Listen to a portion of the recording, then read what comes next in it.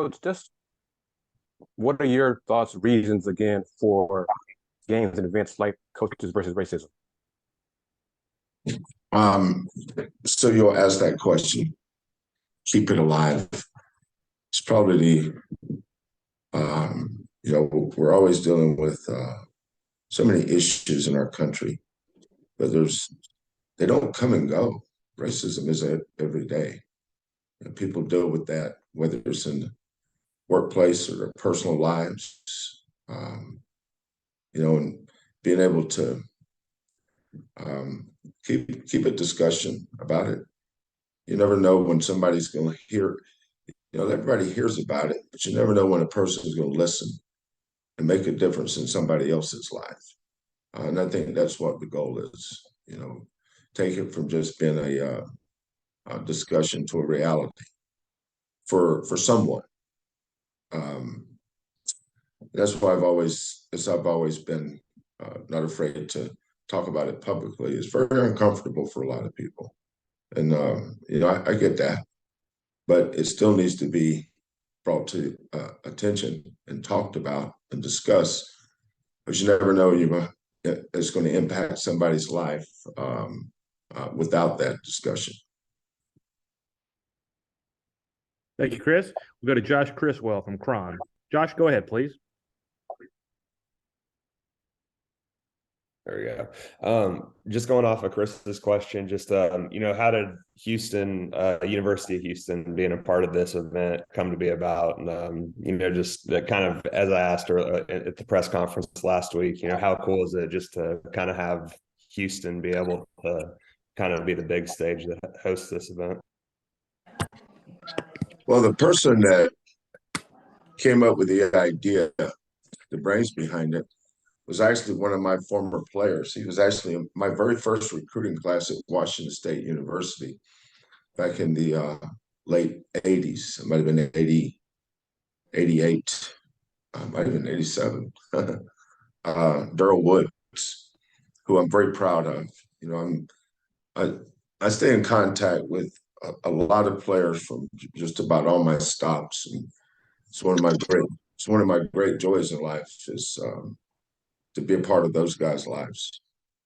But Daryl has talked to me. He's a project guy. He's worked in the sports industry in a lot of different areas and has had great success. And I think everything piggybacks off of George Floyd. So all these things came about. One of the things he wanted to do was Coaches Against Racism, and I told him I would be honored and proud to be part of that. So we're hosting a HBCU school in North Carolina State. I said North Carolina State, North Carolina A&T, which is in Greensboro. North Carolina State is in Raleigh. And then the other games, Byron Smith's a guy that I have a lot of respect for. Johnny Jones in this area, the work they do, and the fight they fight is just something I have so much respect for. So Daryl came to me about it, talked to me about coaches versus racism. Recently, I wore a T-shirt during the game with e-racism. That's a totally different effort, but it's synonymous with the same thing.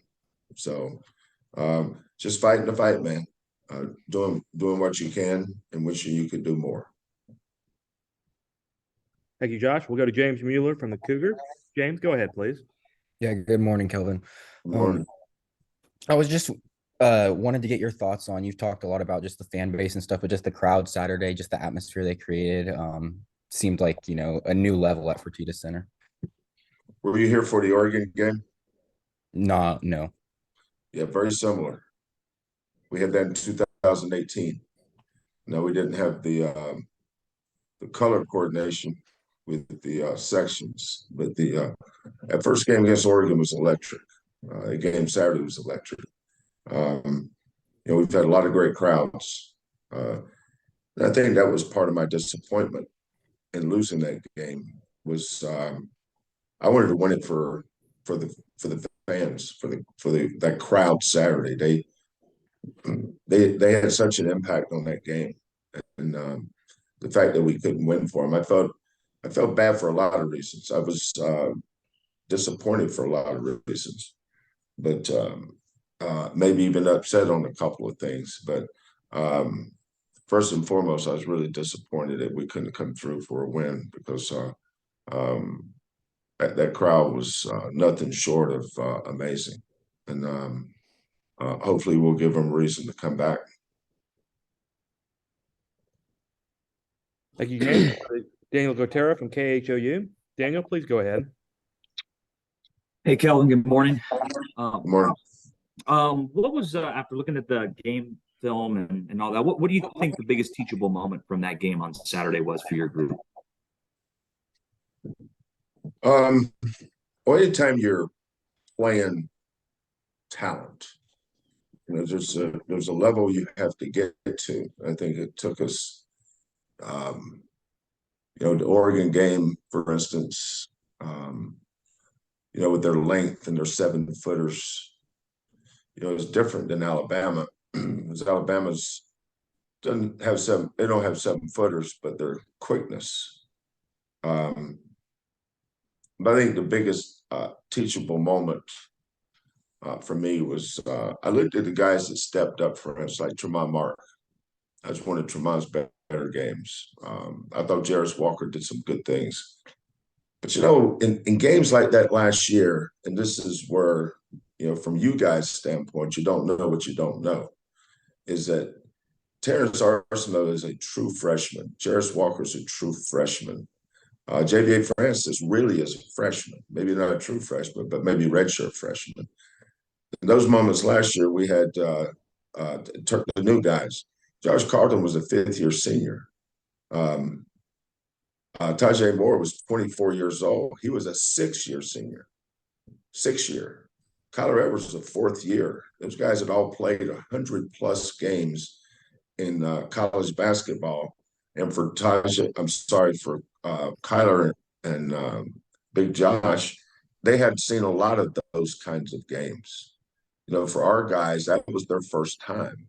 So you can tell the inexperience. There's an adjustment period to be in that. I think the next time, the more we're in that situation, the better. Teams are guarding Marcus differently. He's getting Quentin Grimes treatment, maybe to another level. So we're having to adjust to a lot of things like that, but that's our job. We've got to do a good job of getting our kids ready to play in those things. But I didn't leave the game encouraged. If anything, I left this. I'm sorry, I didn't leave the game discouraged. That would have been a bad statement. I didn't leave the game discouraged. I left it more encouraged. I didn't think we played very well at all. Now, Alabama had a lot to do with that, but we were the victim of friendly fire too. For instance, I think we out-rebounded them the second half, but it took us a while to get to our rebounding level, start the game. But 3 things that we've just got to focus on is guarding the ball better, one-on-one defense. Our team defense was outstanding. Our team defense and our ball movement and our offensive execution is why we went up 15. And then when and you can tell what Alabama did. Their sets were not working because we were taking them out of all their stuff. So Nate did what a lot of coaches do, because we've done it a lot. At some point when the team is so good, you just spread them out and try to drive them and find out where the weak links are. And that's what Alabama did. So guarding the dribble, communicating better, and we call them ghost screens, where they don't set the screen, they fake the screen and go. That requires communication. Some of our young guys got confused on that. And you remember a couple of times when they turned the corner, went and dumped the ball unobstructed. Well, that was a communication error. It doesn't happen with Kyler and Tajay, for instance, because their experience keeps them out of those moments. And then I'm continuing to learn this team. There's certain guys that probably need to play a little bit more, and there's certain guys that maybe need to play a little bit less. But That's what those moments are for. They're great teachable moments, even if we'd won the game. And obviously we felt like we should have or could have, but we didn't. But there was so many teachable moments in that game for me and our coaching staff. We've talked about it. So that's what you learn from those games. Thank you, Daniel. We'll go to Joseph Duarte from the Houston Chronicle. Joseph, go ahead, please. Morning, Kelvin. Good morning, Joseph. Kelvin, just kind of off of what you just said there, and something from Saturday about wanting and needing to develop the bench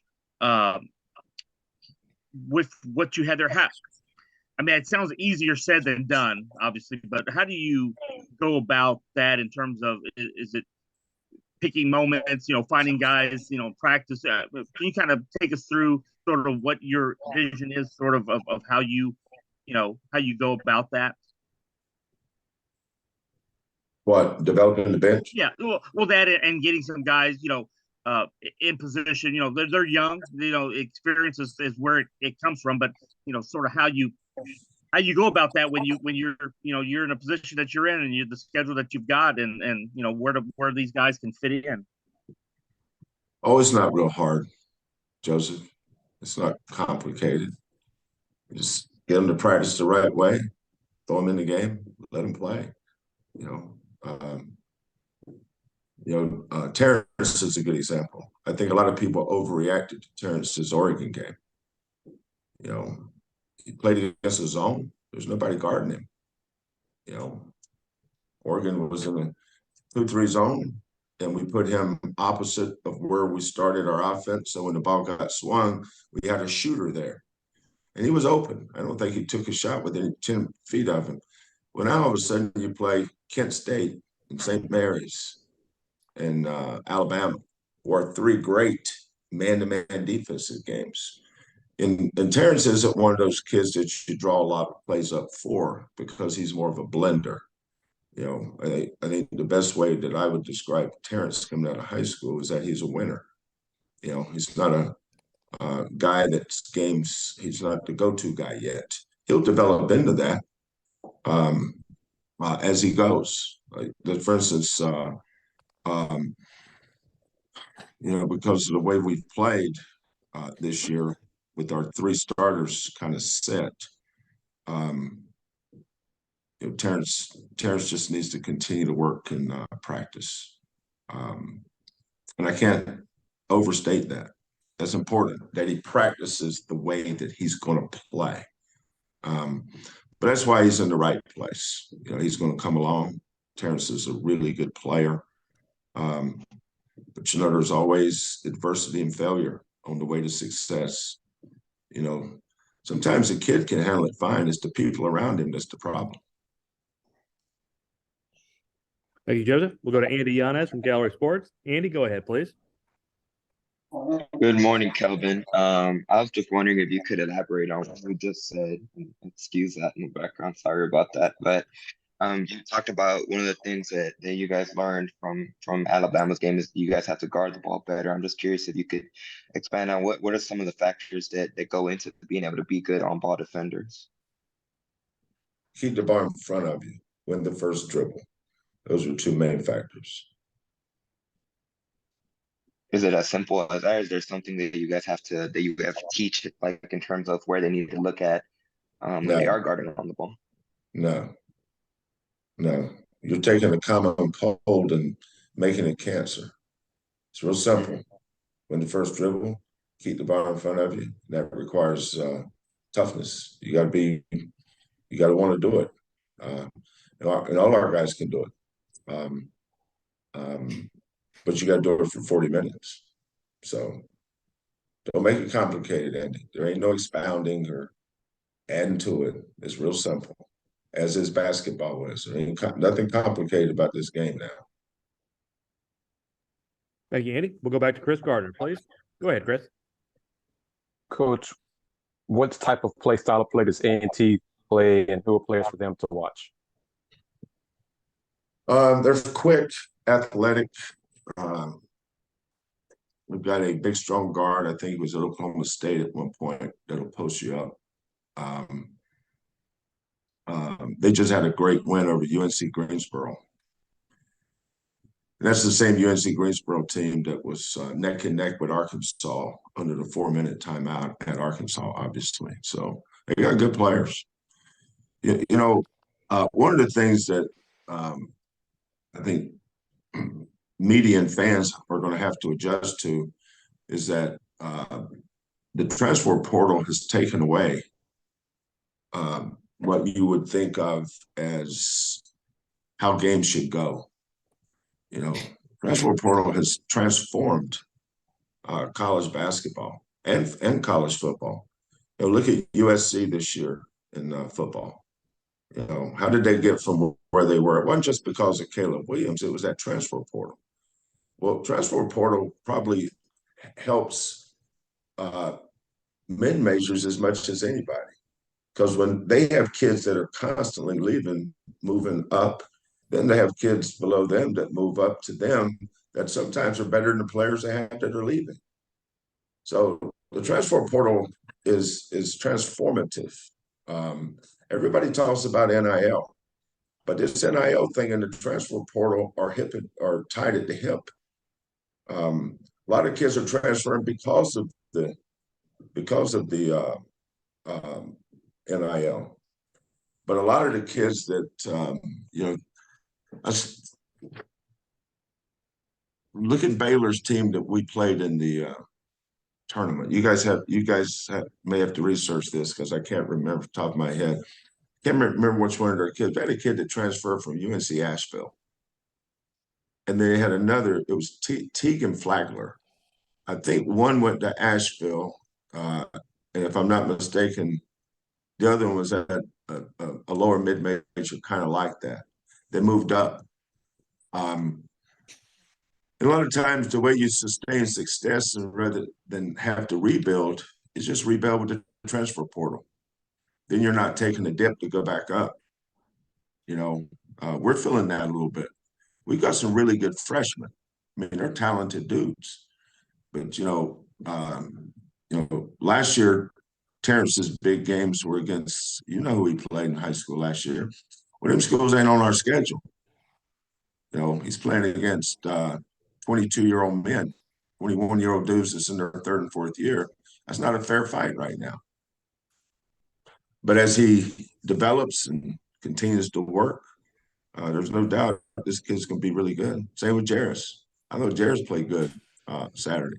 He didn't rebound like he needed to. He's got some areas he's going to need to work on. But this transfer portal, you say, well, North Carolina A&T, and I know most of you guys in the back of your heads are rolling your eyes talking about who we're going to play. But this is a huge game for us. It's an important game because they're talented. You say, well, Coach always says that. Yeah, it's because I mean it. They're talented. It's like I was trying to tell people how good Kent State was. It's like you didn't believe it until they almost beat Gonzaga. Talk to you how good St. Mary's is. Well, San Diego State's pretty good now. Well, St. Mary's just beat them on a neutral court. Say, well, what's wrong with you guys? You only beat this team such and such. Well, maybe there's nothing wrong with us. Maybe these other teams are that good. College basketball doesn't have any great teams. There's no one great team. As it goes, it'll change. It's like we were number one. Come on now.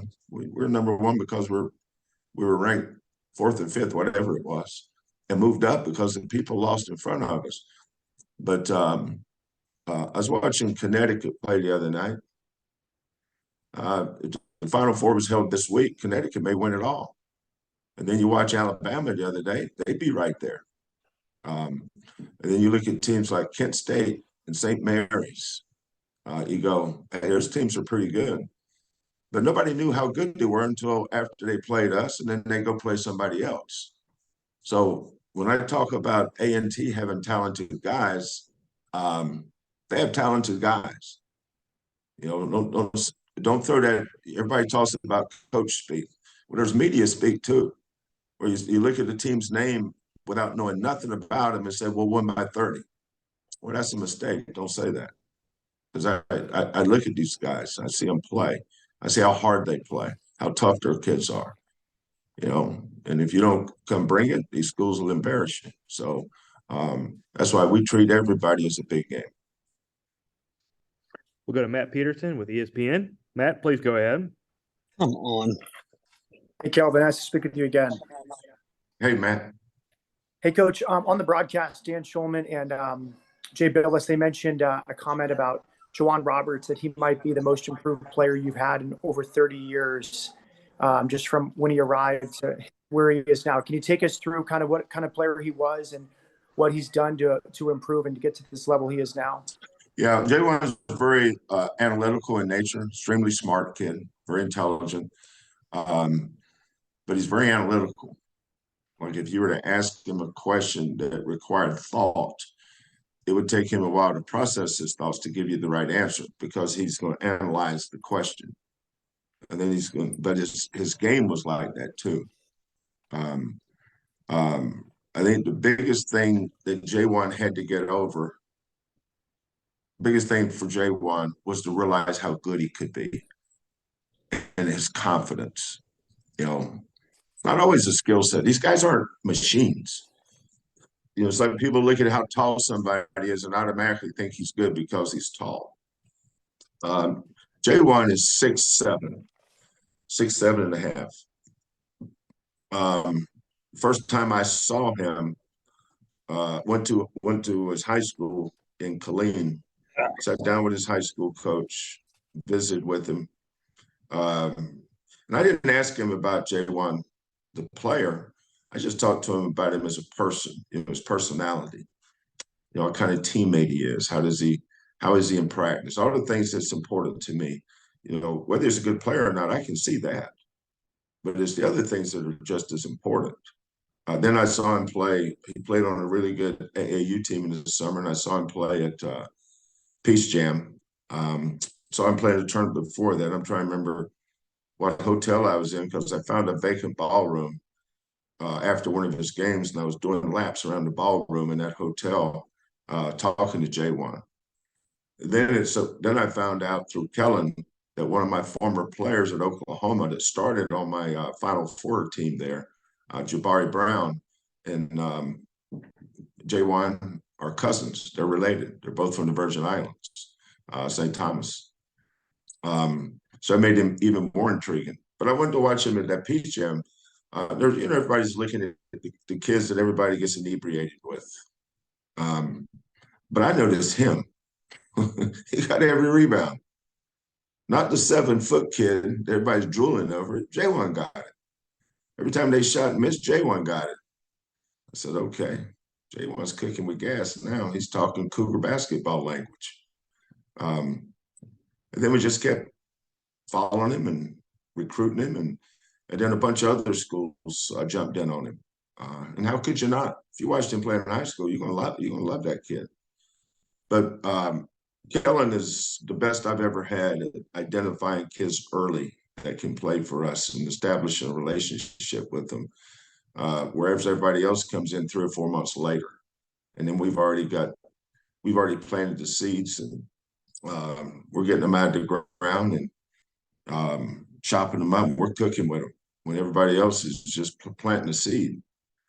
So Jaywan, we got done early, just like we did Nate Hinton, Caleb Mills, and Marcus Sasser, Jamal Shedd. Jamal Shedd committed to us in April of his junior year.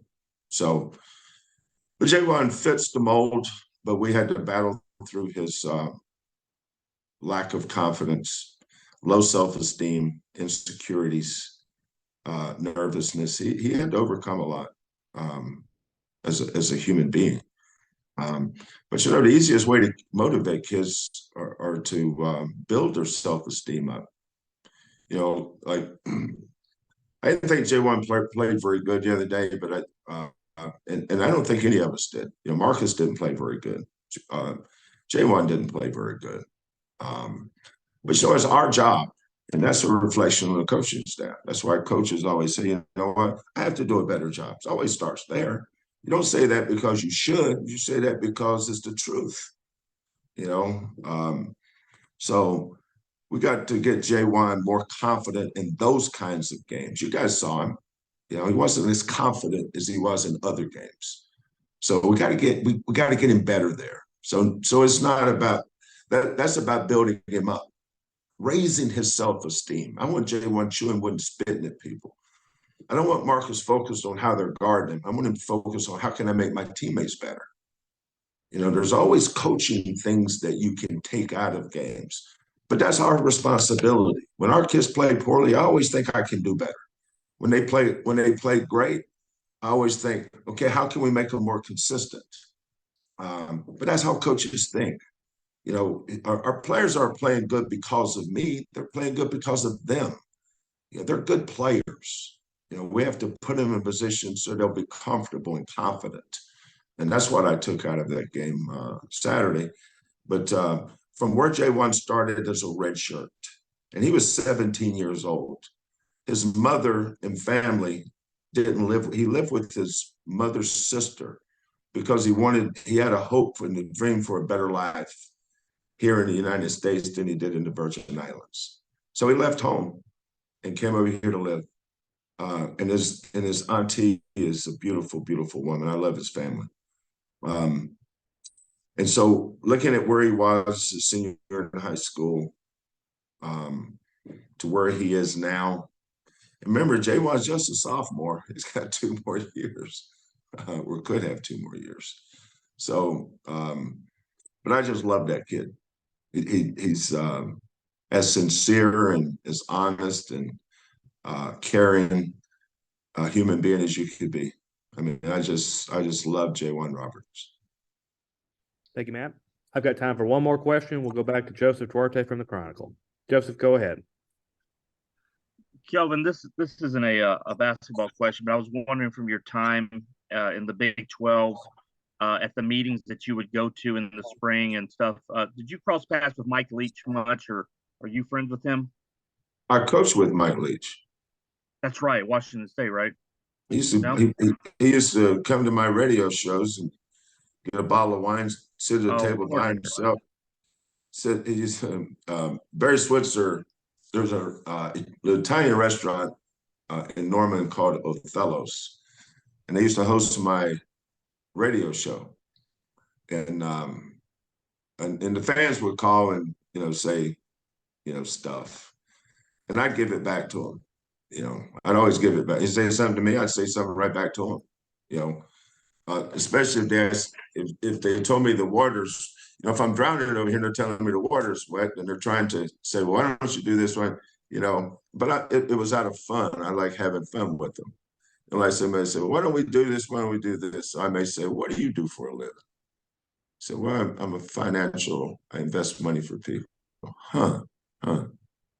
Okay. Well, obviously, I know nothing about what you're doing. And based on that question, you don't know anything about what I'm doing. And Leach would just sit over there and laugh.